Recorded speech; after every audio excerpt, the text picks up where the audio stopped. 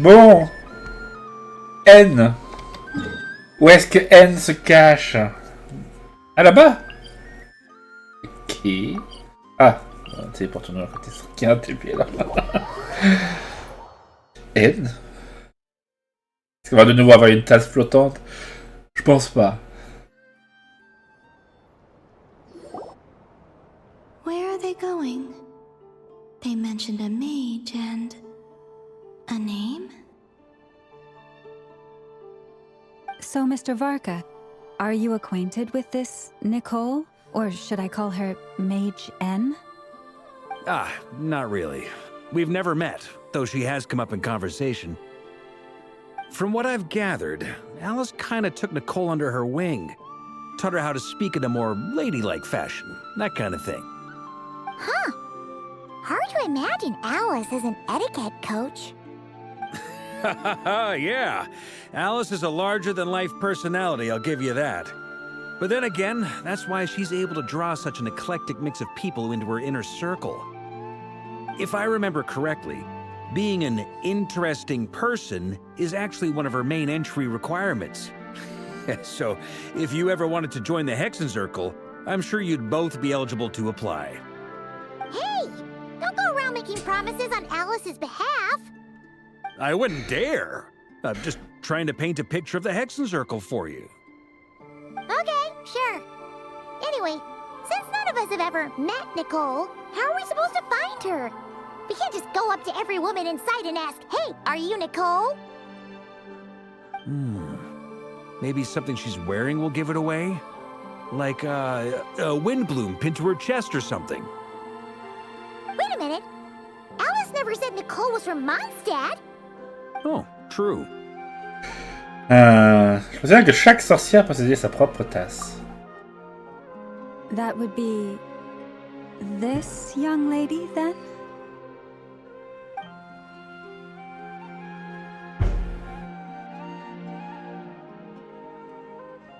Hey there.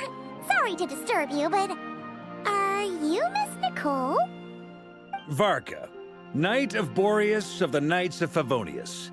Alice might have mentioned me before. Mm-mm. Ah, have we got the wrong person? Sorry. Well, this is awkward. When I shook my head, I meant, no, Alice hasn't mentioned you before. Huh? Where is this voice coming from? My apologies. For certain reasons, I am unable to speak. This is the only way I can communicate with you. It might take some getting used to, but I hope you can understand. Hey, it's fine. I'm more shocked by the fact that Alice never speaks about me. As for you two, we have crossed paths twice before, but it is nonetheless a pleasure to finally meet you. It's really you! Thanks for all your guidance in the past! You're quite welcome. This time, things are different. We have reached the unwritten pages of the story. You might say that we stand at the crossroads of fate. Now then, allow me to formally introduce myself. My name is... Nicole. Elle fait la même. Inégalée, sculptrice méconnue, la géante littéraire immortelle, si elle écrivait. L'autrice angélique, silencieuse, et qu'elle prononce un mot, etc. Bref, restez silencieux si on s'appelle le mot. No, stop! Alice! I can't believe it! C'est Alice qui fait des conneries. I had a whole speech prepared. I'd agonized over every single word. She always picks the worst moments to ruin other people's plans. I'm so sorry about that. Alice took the liberty of devising some bespoke self-introduction magic for each member of the HEXENCIRCEL. But I could have sworn I deleted all of the triggering conditions for it. How did it bypass everything? Oh gosh, this is so embarrassing. This is a very different side of Nicole than what we're used to. Is she not used to face-to-face interactions? Don't worry about it. We've seen that introduction magic once already, so it wasn't too much of a shock. Please go on, Miss Nicole. We'd love to hear what you have to say, or, well, communicate. Huh? Are they talking to this lady? But... Will you Ah, all attends pas. promise to forget that horrendously embarrassing introduction? Ah, donc Nicole... Donc, ok, je pense que... Bon, on n'est pas encore au bout de la discussion, mais est-ce que c'est un moyen pour le jeu de nous dire que... Ben, elle communique avec les gens qu'elle voit. Donc, Columbina, elle ne sait pas qu'elle est là. Enfin, après, Sorry, Columbina, elle est là ou pas. When? Parmi les causes sont apparus, j'ai vu Angélique. Yes. My name is Nicole, and I am one of a very few angels who have retained both their preferred form and their power. Oh, c'est The une fée. Traveler and Paimon should be no strangers to this concept. There is another of our kind in Natlan. They call her the Lord of the Night. Alright! Paimon remembers her! On ne l'a jamais vue en personne. Yes. Well, I have retained more of my power than she. It's because I don't have a long-term duty to fulfill. To be more specific... no.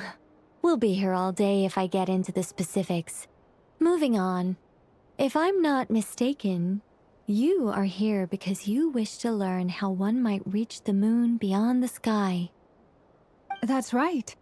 Is that something you can give us any guidance on? Yes, I do know a way. It began with the Hyperboreans, who lived after the War of Funerary Flame. Blank looks. Maybe I should start with the background of the war. Or maybe not. It shouldn't be an issue. I'll fill in the gaps for you when we have more time. Anyway, after that war ended, the three moons retreated to beyond the false sky. The Hyperboreans were humans I once aided. They accepted the civilization and creations bestowed upon them by the angels. But despite accepting many blessings of the angels, many among them still held on to their faith in the moons. They were reluctant to accept the new order. Even after the War of Funerary Flame, they sought to contact the moon goddesses beyond the sky and receive their guidance. But all three had passed away by that point. This mage has a unique method of communicating. Is she talking about the moons? Yes, but they did not know. And so, still they prayed for the moon goddess's mercy. After building titanic structures that consumed vast amounts of Kuvaki, at last they glimpsed the moons and heard their voices. But of course, they were gravely disappointed, for it was then that they realized the three moon goddesses were dead. Oh, that's such a sad story. It is. Humanity was in a very sorry state at that time. The angels who had once aided them were gone, and the War of Funerary Flames had left them homeless and destitute. Just a second, I gotta ask. How relevant is all this history to the task at hand? Well, I mean, it's... Okay, it seems we've drifted into irrelevant narrative waters. It's been a while since I've had the chance to speak inside someone's head. As soon as I got started, I lost control and the words just flowed out like a waterfall. What I'm trying to say is... Right, yes, that's it. The relevant part is the ritual created by the Hyperboreans. Ah, elle a rougi. Elle rougit. The fact that they bypassed the false sky and saw the true moons implies that they successfully built a connection between Tevat and the outside world. Which means, with enough Kuvaki and a sufficiently stable connection, it should be feasible to send one person over the border. Okay, so they built some kind of portal? Oh, yes. A portal. Yes. Is something something wrong? You sound disappointed. I just didn't expect you to summarize it so well. It turns out I could have said all that in one word, if only I'd managed to think of it. No, please, it's fine. This is invaluable knowledge. I'll be sure to record and preserve everything in writing. Oh, really? Well, in that case, I suppose I could backtrack and add some more detail. I did gloss over a few things so far. Whoa, whoa, whoa, time out. Let's summarize what we've got first. Stop! The Hyperboreans were the last ones to use this method, right? So we somehow need to find whatever structure they built and make sure there's enough Kuvaki to power it up. Luckily, we have the moon marrow of both the eternal and iridescent moons, so we're all good for Kuvaki. Which means the key issue we need to focus on is finding the place. Am I right, so? Yes. Although, I expect the structure is long gone by now. That said, what if we could take advantage of the phantoms to travel back to a time when it still existed? Well, travel back isn't quite accurate. It's more like we'd be creating a handshake between 2 points in space-time. We wouldn't even have to pick a time when it still existed. It could just be a time when it still appeared in phantom form via projection, or we could project our own phantoms, fold them together at... You look lost. Was that too hard to follow? Yeah, things got a little, technical there. Paimon's brain is reaching capacity. All right. Let me think about how to put this more simply. Okay, got it. Over the next few days, I'll search for phantoms that we can use. Once I find one that meets the criteria, I'll let you know and we'll regroup. By completing certain rituals, specific individuals will be able to enter the phantom and make it to the Hyperborean structure. If everything checks out and it looks feasible, we'll just need to wait for Moon Prayer Night, and we can send the Moon Goddess back home. I'm really skimping on the detail here. Is this making any sense at all? I think so. For now, we'll just wait to hear from you. Yes. Basically, yes. Great. Counting on you. In the meantime, we'll focus on finding the Moon Goddess's name. My name? Are they looking for a way to stop me from disappearing? Excuse me, Miss... Go on, Miss Nicole. This conversation was a little all over the place. I didn't catch your name. I am Lauma, of the Frost Moon Scions. Ah, I did wonder. I noticed that you listened very intently when I spoke about Hyperborea and the moon's history. If you'd be interested, I'd love to visit you this evening and go through it again in greater detail. Also, if you were serious about making a record, it would be too risky to simply write down the raw details as is. I would suggest some tweaks. Maybe rewrite the stories as fairy tales or fables, perhaps even prayers. Anyway, we can cross that bridge when we come to it. So, see you later then? Oh, and no need to prepare anything. Just a cup of tea will do. See ya! She seems friendly. It's just... It's so nice to find someone who's actually willing to listen. I've been dying for a chance to finally go through all this systematically from start to finish. Any longer and I'd probably start forgetting it. Now Paimon gets why Alice told us to mind our heads. Ha ha ha ha, what did I tell you? A lot of quirky people in Alice's orbit. Now then, the next order of business is, where do we start looking for the Moon Goddess's name? Maybe the rest of what Nicole has to say might give us some clues. Once I've heard her out, I'll summarize the salient points and share them with you all. I'm also inclined to review our other documents. Yes, our faith was first established by our Hyperborean ancestors, but many of the more factually accurate records are from after Kutar's birth. Je pense que cette fatui, ils savent aussi quelque chose. Sounds like we're gonna follow Columbina's journey through Devat, huh? In that case, we'll start by heading to the Frost Moon Enclave. Sounds like a plan.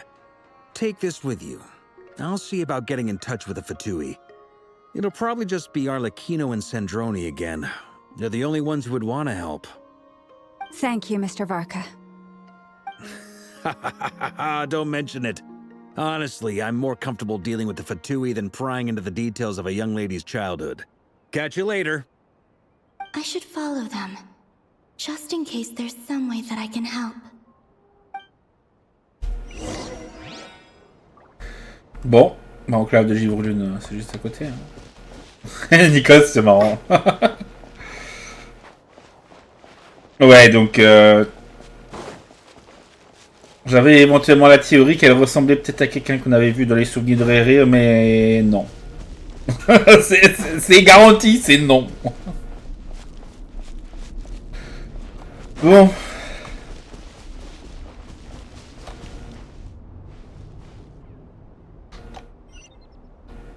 Oui, bah la bibliothèque, c'est bien ce que j'imaginais.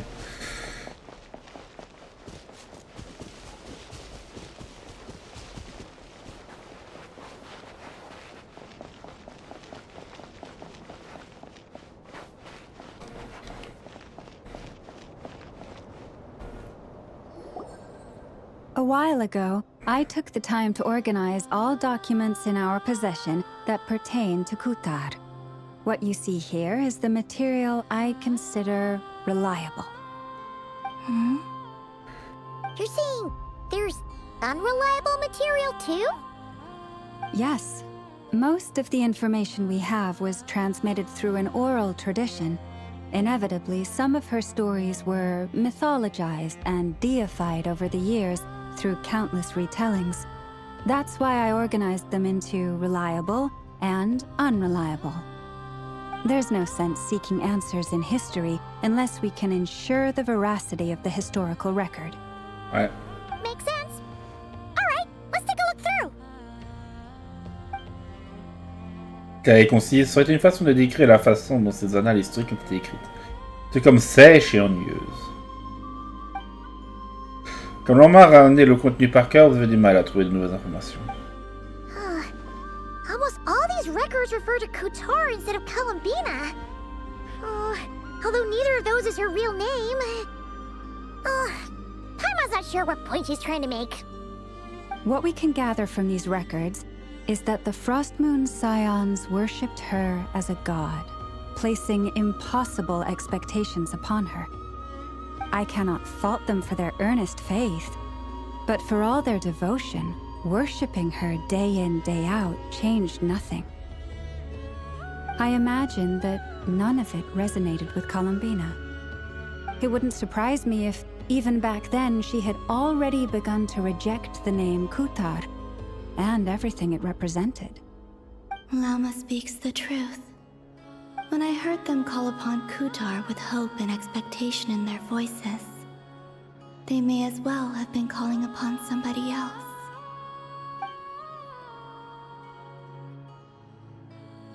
Est-ce que vous avez trié ces textes? Quels ont été vos critères? Well, that's a bit complicated. I looked at the level of detail, perceived authenticity, prose style, and how realistic their portrayal of Kutar seemed to be. Amongst the Frost Moon Scions of today, only I know of her existence, and I alone have spoken to her face to face. As such, I know that there are certain things she simply would never do. That being said, I have sensed some changes in her lately. Changes? Me? Seems like this is getting us nowhere.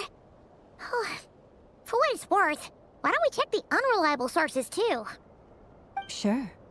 Give me a moment.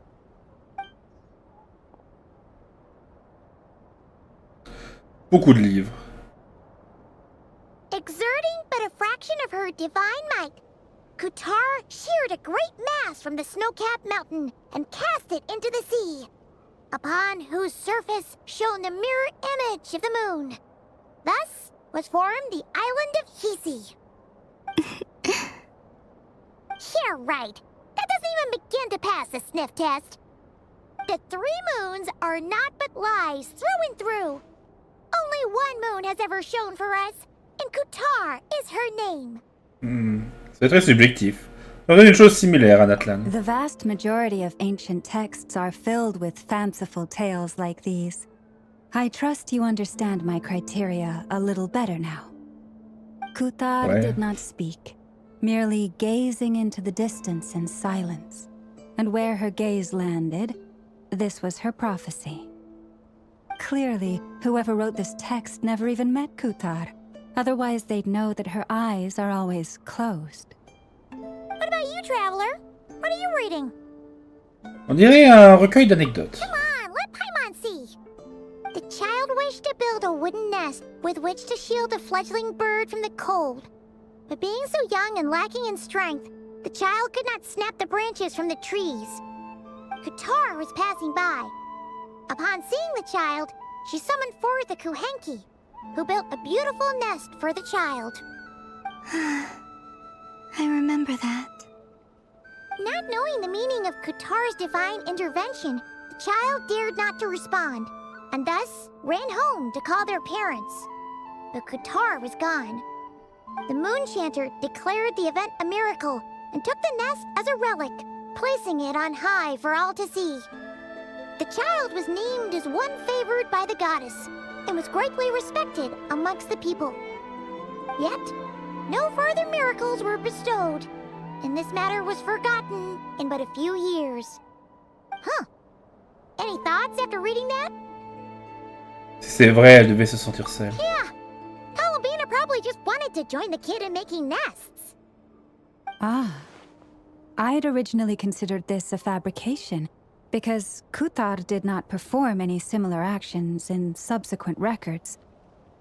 But now that I think about it, it does seem like something Columbina would do. It's just that... She didn't know how other people would interpret her actions. She was probably worried about making things difficult for people. So, she gradually stopped joining in. Yes. Oh, that's so sad.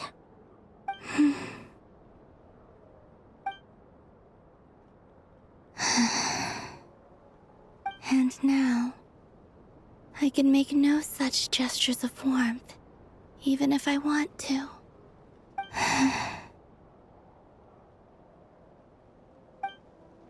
Still no name. That's a bit of a shame. But we did learn some interesting stories. That's gotta count for something. Barca said he was gonna set up a meeting with Arlecchino and Centrone, right? Let's go back to Nasha Town and see how he's doing. Ouais. Allons jeter un coup d'œil dans cette tristesse. Allez.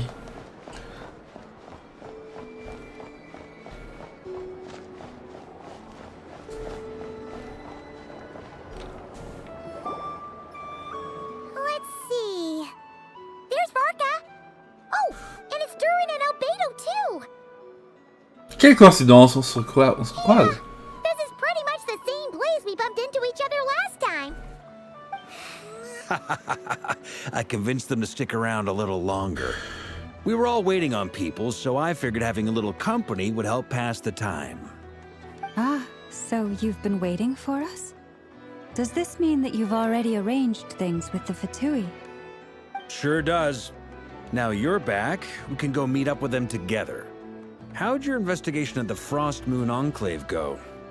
Well, we didn't find out Columbina's true name. But apart from that, it went pretty well. On a appris des histoires à propos de ses débuts. Aha, just as well that I didn't tag along then. I'm sure our moon goddess wouldn't want every man and his dog knowing all about her private life. Still, desperate times, desperate measures, I guess. Someone had to do it. So, Barca was waiting on us, but what about you two?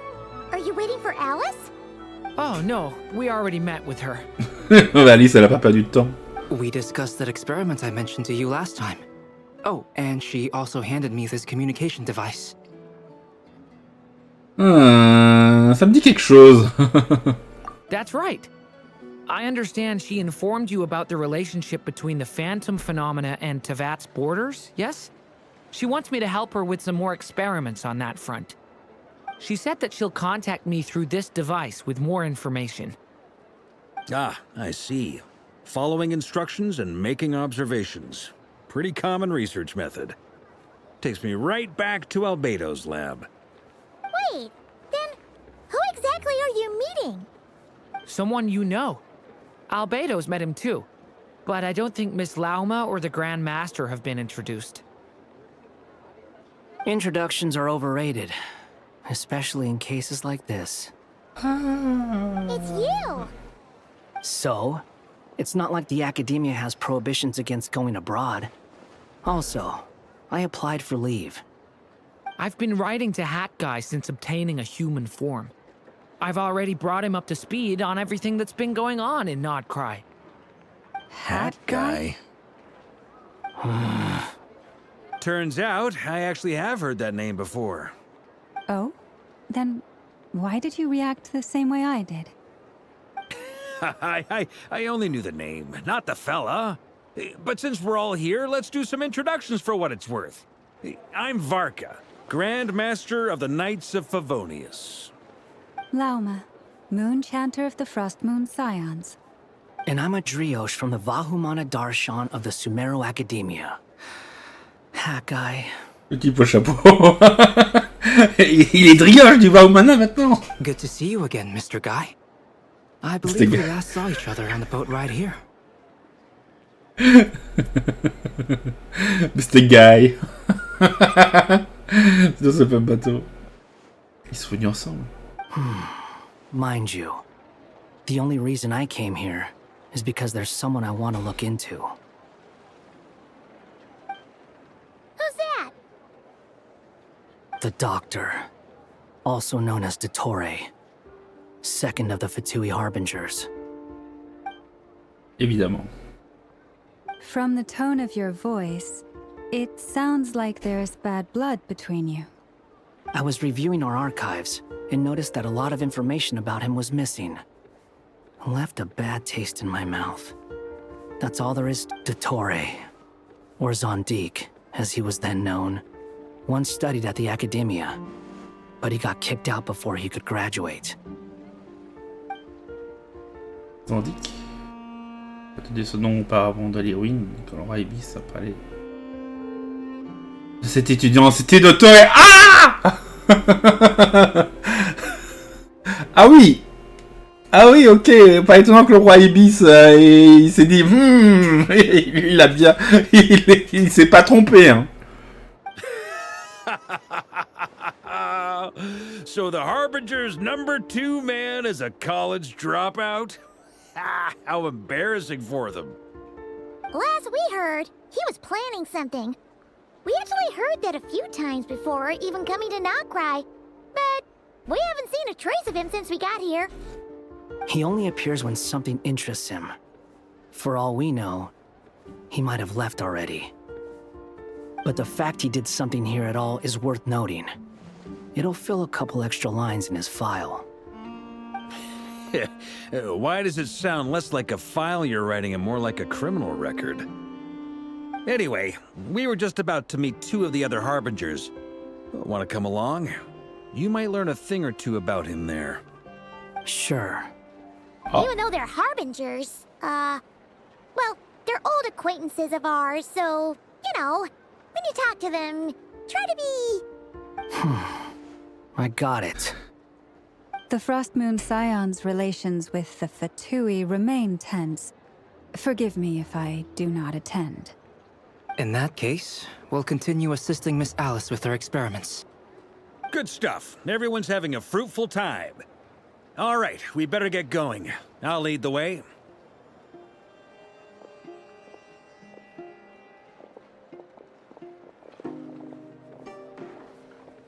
Kugutsu. Êtes-vous venu vous venger? Well, yeah. That's obviously part of it. but I'm not the only one who has a score to settle with him. Neither you, nor Lesser Lord Kusanali, nor I want to see him meddling with things again. C'est vrai, mais il y a autre chose. What's the hurry? Don't worry. Pigeons always know which way home is. Voilà, conversation terminée, le groupe se divise en 2 équipes. Menez par car vous venez à entrer sans encombre dans le bureau d'études expérimentales du Kouvaki. On va pouvoir parler avec eux directement.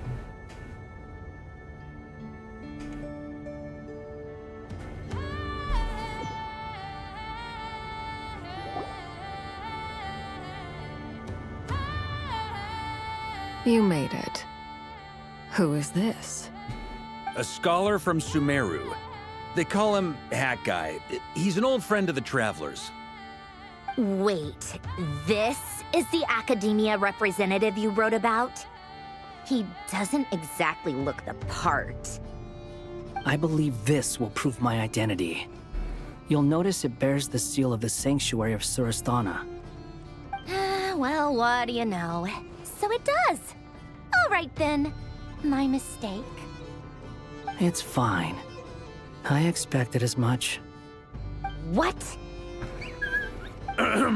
So as I mentioned in my letter, the Academia's got its eyes on Dottore. But this matter remains top secret. Apart from those assisting in the investigation, the fewer people who know, the better. If anyone asks, I'm here in Notcry to pursue my personal academic interests. Gotta say, Varka, you did pretty well to keep all this under wraps for so long. Sounds like you got in touch with the Academia about this way back. You flatter me. Pourquoi êtes-vous prête à nous donner des informations sur Dottore? Where do I even start? Remember that time we fought Rerir at Star Sand Shoal? He sure let me have it then, didn't he?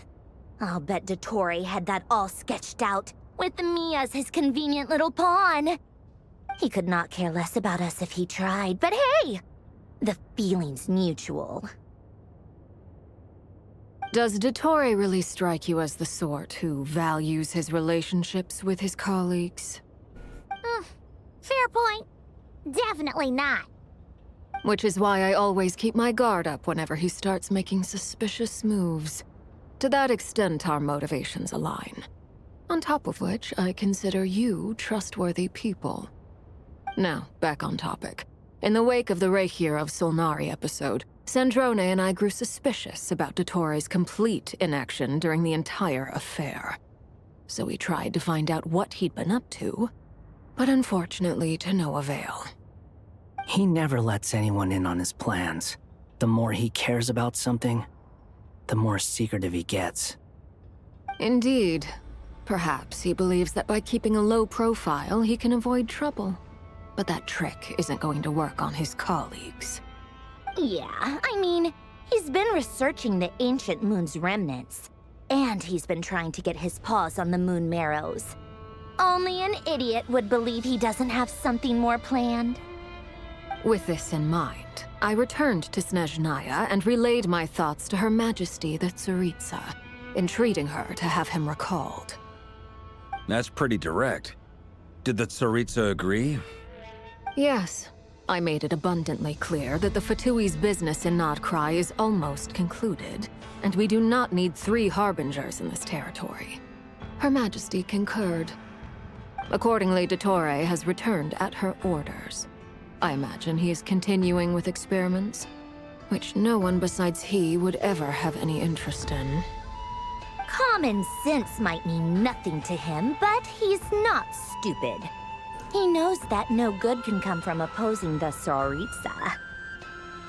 Smarts alone won't get him all the way. He needs the Rooster's resources and Regrator's Mora, both of which the Tsaritsa can strip from him by waggling a finger. But doesn't he have a track record of publicly following orders while going against them in private? He probably has it down to a fine art by now. Wouldn't put it past him. We worked together on a research project once. Only briefly, but it was enough to show me that we're fundamentally different people. He has no interest in doing things methodically, stage by stage. His thoughts jump all over the place, and the moment his curiosity is satisfied, or he gets the results he wants, he disappears.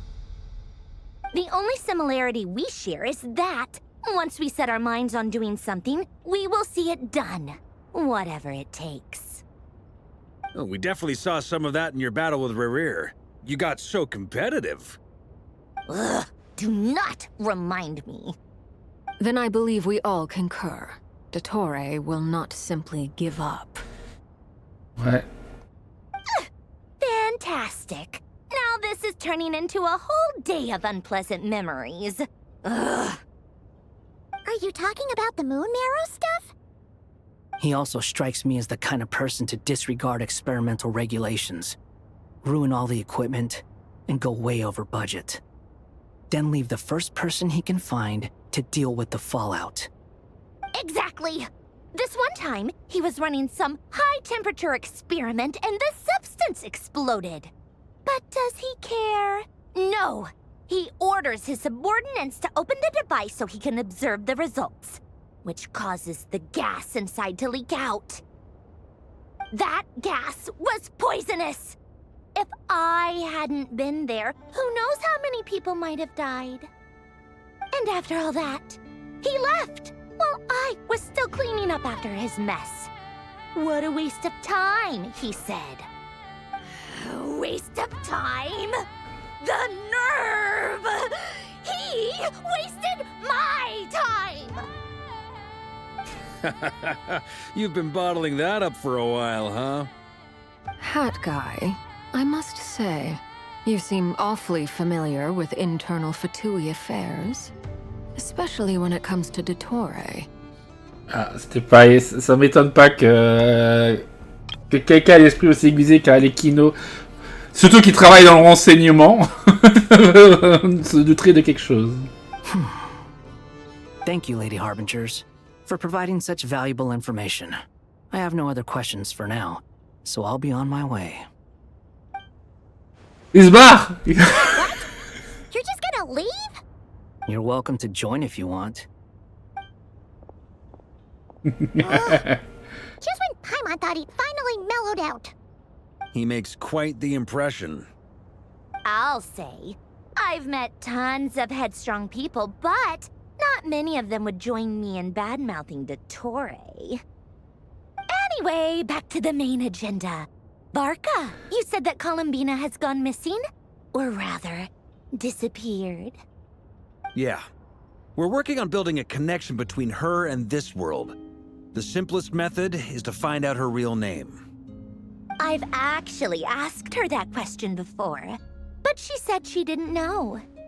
Considering our relationship, I doubt she was lying to me.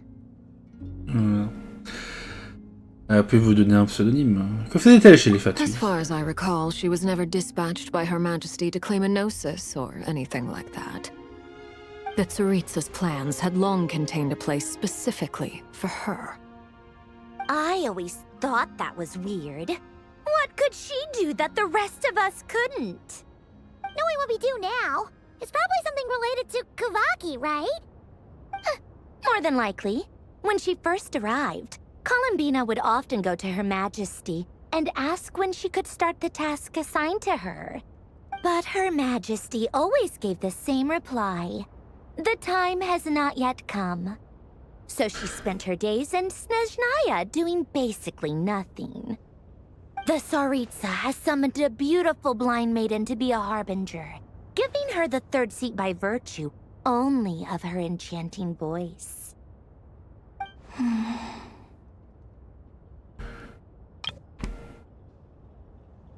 It was a dumb and stupid rumor, but the reality of the situation made it hard to refute. And what happened after that? I imagine she stopped caring. She no longer seemed to care why she had been recruited, and Her Majesty never gave her any missions, so she just continued to sing in the flower garden.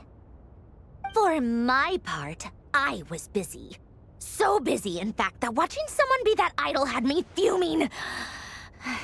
But still, I thought she had long been used to a life of other people claiming she was needed when she wasn't. I just felt that having a place to stay would cost me something eventually. And so I waited quietly for the day that I would have to pay the price.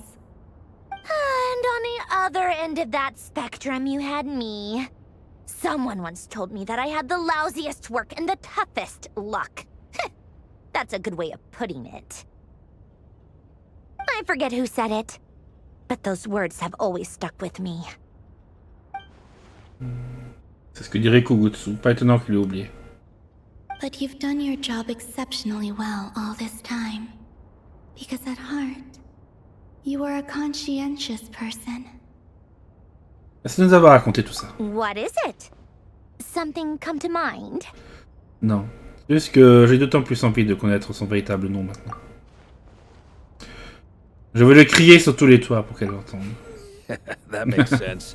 Nothing screams you are needed like your name shouted from across the town. Well, good luck with it. But if you ask me, Columbina is still the most shoutable name. I'm just so used to it now. After all the arguments we've had, I can't be bothered trying to remember another name for her. Nor I. Sandrone. Harlequino. Il y a encore des moments intéressants de passer Columbina, mais rien n'en sort. Huh! It's a Sealy! Does that mean Nicole has news for us? Ladies, I thank you for your hospitality. If the chance ever comes up, I definitely owe you both a drink sometime. I'm sure it will. You can make your own way out. Heck, you've been here enough times, you probably know your way around better than I do. On vous tiendra au courant si c'est de nouveau. Okay, time to do what adventurers do best. Follow that Sealy! Suivre la fée. Paimon. Ah, on passe à Monsieur Dourine. Tiens, tiens, tiens.